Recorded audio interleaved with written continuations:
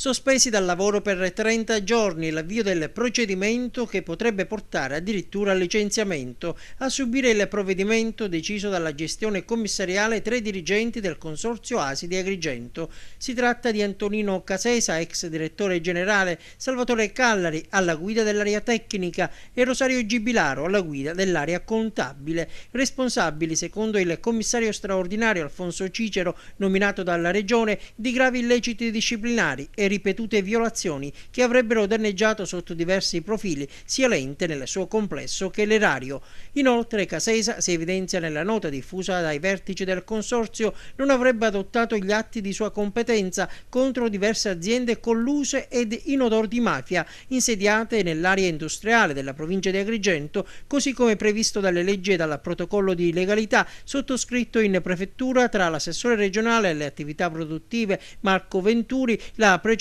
gestione commissariale dell'ASI e Confindustria. Alfonso Cicero va poi giù pesante, punta l'indice contro gli ex vertici consortili, responsabili tuona assieme a tutta la dirigenza del disastro dell'ASI.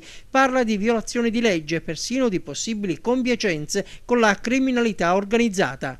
Questa gestione commissariale, assicura Alfonso Cicero, continuerà sempre con determinazione la sua inderogabile azione di legalità, di contrasto al fenomeno mafioso ed affaristico, nell'interesse del bene collettivo, dello sviluppo e dell'economia sana del territorio, tenendo sempre stretti i rapporti con le istituzioni e le parti sociali, conclude il commissario straordinario del Consorzio ASI di Agrigento.